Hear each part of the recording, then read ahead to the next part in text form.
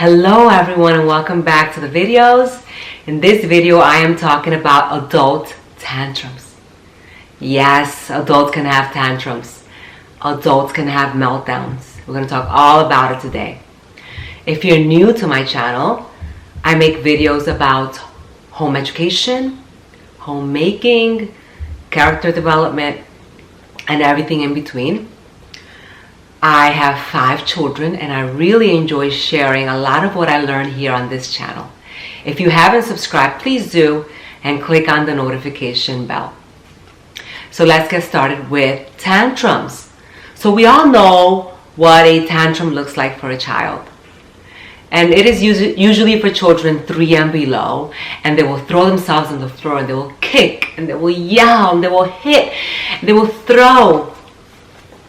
And we try to help them as much as we can because they don't know how to communicate what they're feeling, and it is their way of having control over a situation that they have no control of. And we teach them to use their words and to calm down and all these things.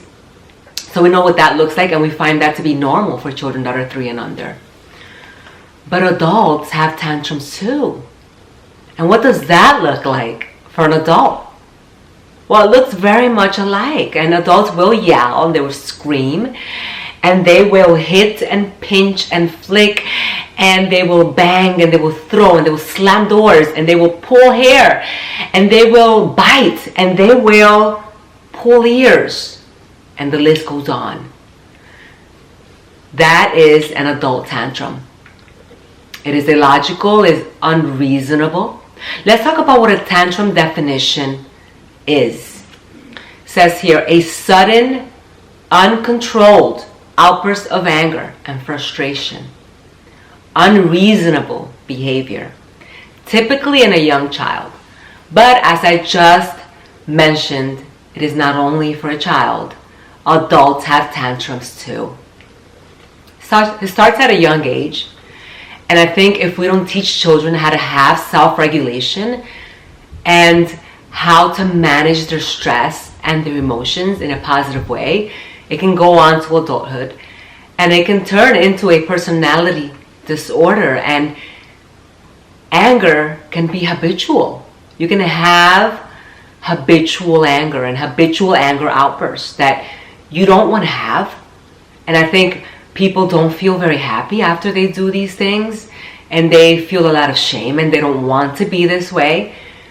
But they become automatic reactions. It is a way that they use to have a form of release, to deal with stress and manage anxiety and have control over what's going on, and being able to stop a child from doing something. And we talked about in other videos that hitting and spanking, that is not discipline. That is violence. And discipline takes a lot more effort and a lot more hard work. And I talked about how detrimental it is to hit your children. There is no right way to hit. When we hit, we are always angry, and it is an adult tantrum. I talked about in those videos, I'll tell you what, it's a dark topic to talk about spanking and hitting because people want to justify their hitting, even with the Bible. And I've talked about what the rod and the staff means and what the shepherds use the rod and the staff for. They never use the rod and the staff to hit their sheep, their valuable sheep. They use it to guide the sheep, to help the sheep stay on course, to pull sheep out of holes, to prod away enemies, but they would never use it to hurt their sheep. I've made videos on that and I will link those below. There are better ways to discipline our children. Ways that actually work and change the heart, because that's what we want to get to. And consequences mold behavior. I haven't seen anything else that works better than consequences and working on the heart of the child. And I made a whole video series on consequences and how to use it in your home, because that is how the real world works. There's always consequences for our behavior. And I'm not just talking about timeout. There's other consequences that we can use that are powerful to mold behavior. I'll link the series below. But let's talk about these adult tantrums, because these adult tantrums, they only get worse and worse and worse with time if we don't learn how to change them and how to self-regulate. And it's so sad because every year I hear these really sad stories of women who have lost their lives to domestic violence. It is an adult tantrum again, just people taking it too far. Every year children lose their lives to corporal punishment. People taking it too far, because it starts with a little tap on the hand and then it has to get harder, right? Because children become desensitized. And that is what happens. I want to talk to you all about what you can do to change those patterns of behavior. When I was a young mom, I used to yell, and I was not very proud of that.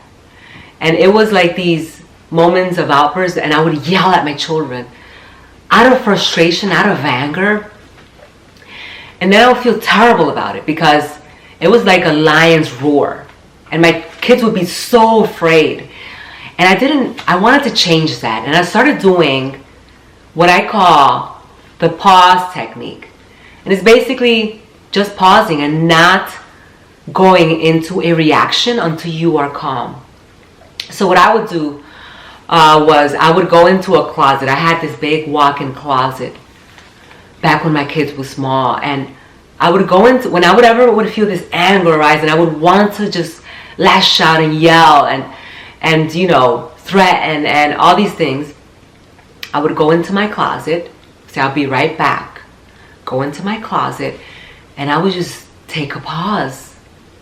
And I had some candy in there and chocolate. I always have like a little bag of sweets in my closet, like in the top portion, hidden back there. I know it's funny, but that was my way. And I would be there and I would pray. I would just pray, Jesus, help me. Help me not to react on my anger. I want to change. I don't want to be this way. I want to be an example. I don't want to teach my children to resolve conflict with anger, with violence. I want to be a good example. And I would be in my closet and I would pray and I would read and I would just take a moment for myself to cool down, to calm down. Other times I would take showers. Showers have always been a form of helping me release negativity. Just go in the shower and just cry. Just cry, just let out all my emotions in the shower. And every time I came out, I always feel so refreshed. Other things that I do for anger management that have helped me tremendously is exercise. And whenever I'm really angry and I'm feeling those really ugly feelings, I would just do a little short workout session. I'll go for walks a lot too. So if you live in my neighborhood, you'll know that I go for walks, and you'll probably notice that if I'm going for a walk, I'm usually crying or I'm just upset. Like you probably would see that, because that is what I do to release my anger, release my frustration before I come to a situation to handle a situation. Another thing that I like to do is I like to just do a hobby that will relax me. I love to crochet. I love to do handicrafts. I have a spinning wheel, which is very soothing. I play the flute for fun. I play the native flute, and it's very, very calming. And I will resort to those whenever I feel the anger come up. And when I feel the anger come up, I remember to take that pause and to let it pass, because we will all fear anger.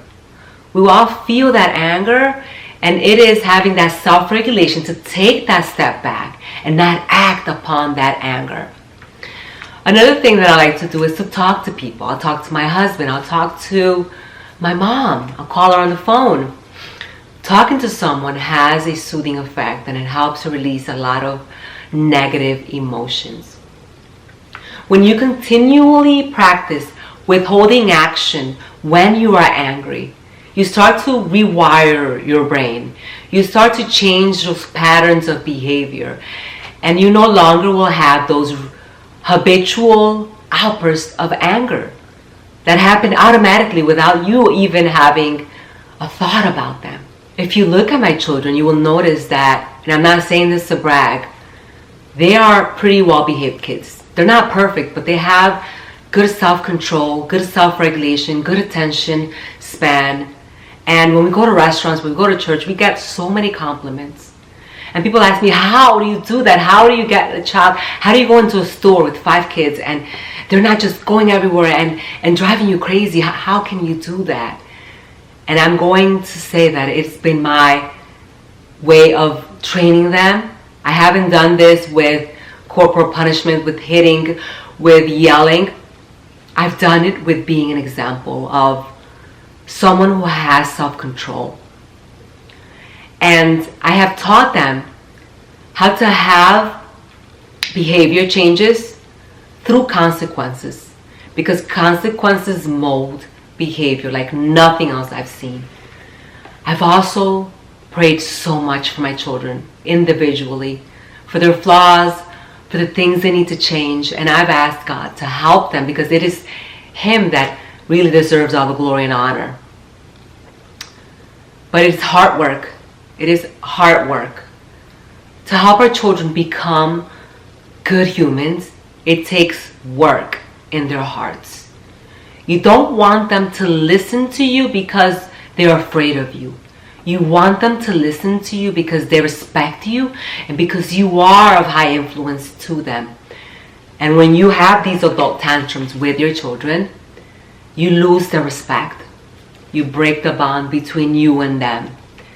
And while it may be effective at that moment, it is very ineffective in the future and very damaging. And I've made videos about these, and I'll link them below in the description box.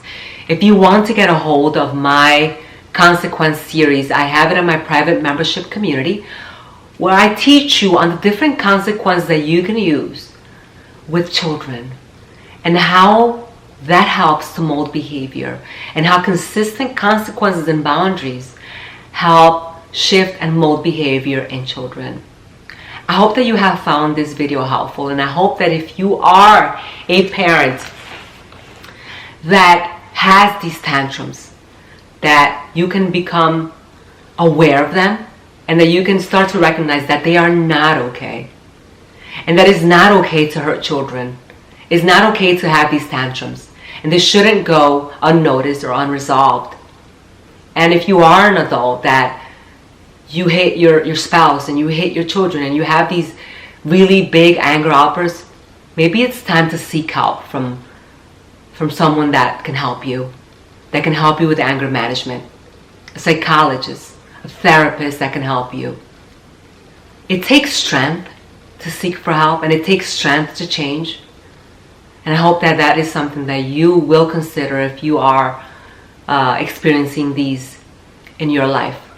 I hope that you have enjoyed this video, and I'll see you all in the next video. Bye-bye.